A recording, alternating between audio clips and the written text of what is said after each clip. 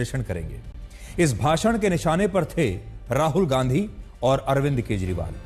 1 घंटे और 36 मिनट के इस भाषण में हर उस मुद्दे का जवाब था जो राहुल गांधी और विपक्ष के नेता जनता के सामने अब तक उठाते आए हैं।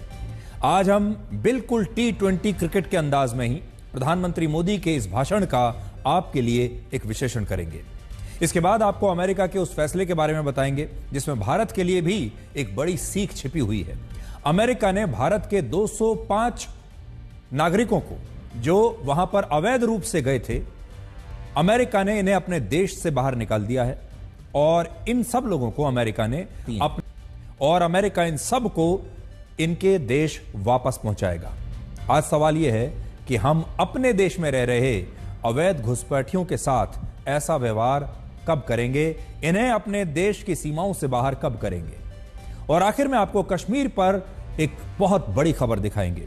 पाकिस्तान के आतंकवादी संगठन जैश ए मोहम्मद और लश्कर तैयबा ने कश्मीर में अशांति फैलाने के लिए अब फिलिस्तीन के संगठन हमास के साथ हाथ मिला लिया है और कश्मीर सॉलिडेरिटी के मौके पर कल पीओके में हमास के नेताओं को चीफ गेस्ट के रूप में बुलाया गया है। लेकिन आज सबसे पहले हम प्रधानमंत्री मोदी के उस धुआंधार भाषण का विश्लेषण आपके लिए करेंगे जिसकी पूरे देश में बहुत चर्चा हो रही है। 2 दिन पहले आपने इंग्लैंड के खिलाफ T20 क्रिकेट मैच में अभिषेक शर्मा की जबरदस्त पारी जरूर देखी होगी। इसके बारे में बहुत सुना होगा, जिसमें अभिषेक ने 37 बॉल पर 100 रन बनाए थे। इस पारी में उन्होंने मैदान में चारों तरफ चौकों और छक्कों की झड़ी लगा दी थी। आज अगर आप लोकसभा को क्रिकेट का एक मैदान मान लें तो प्रधानमंत्री मोदी का भाषण अब एक अभिषेक शर्मा की पारी के जैसा ही था। फर्क सिर्फ इतना है कि इस मैच में प्रधानमंत्री मोदी के खिलाफ इंग्लैंड की टीम नहीं बल्कि कांग्रेस की टीम थी और इंग्लैंड के बॉलर्स की जगह राहुल गांधी और केजरीवाल की राजनीतिक धुलाई हो रही थी।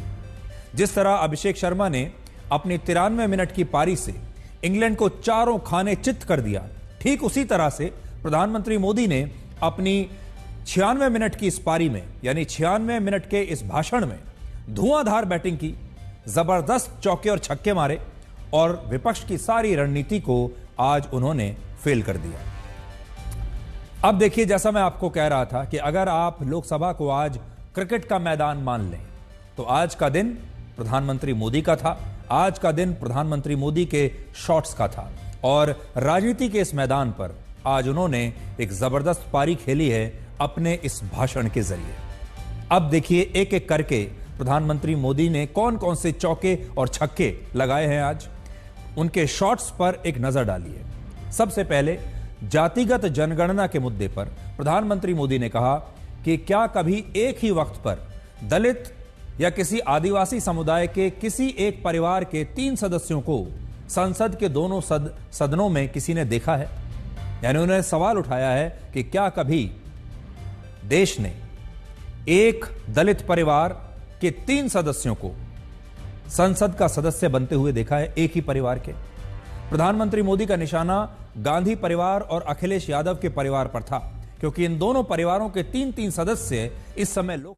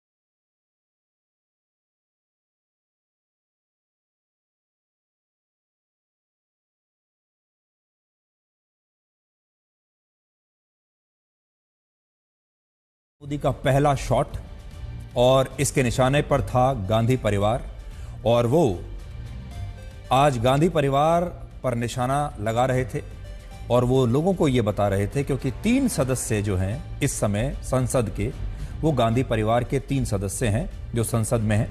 वो हैं सोनिया गांधी, राहुल गांधी और प्रियंका गांधी वाड्रा।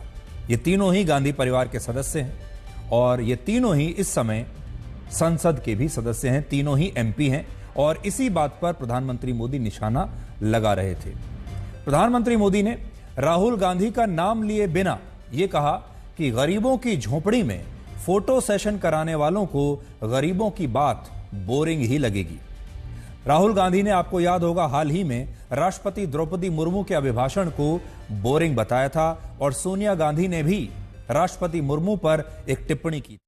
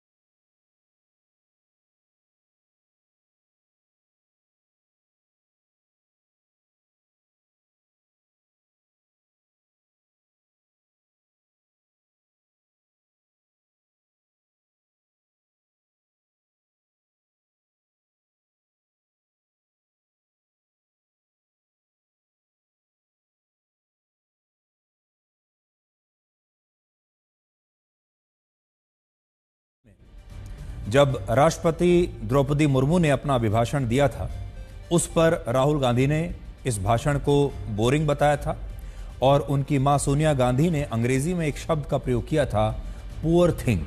पुअर थिंग का मतलब होता है बेचारी। और इसी बात पर आज प्रधानमंत्री मोदी ने गांधी परिवार को, राहुल गांधी को और सोनिया गांधी को जवाब दिया है। प्रधानमंत्री मोदी ने राहुल गांधी के इंडियन स्टेट से लड़ाई लड़ने वाले बयान पर भी आज पहली बार अपना जवाब दिया। उन्होंने कहा कि कुछ लोग इस देश में अर्बन नक्सल की भाषा बोलते हैं, और यह भी आपको याद होगा, राहुल गांधी ने कुछ दिन पहले ही कहा था कि उनकी लड़ाई इंडियन स्टेट से है। और इस पर आज प्रधानमंत्री मोदी का जो जवाब है, अब आप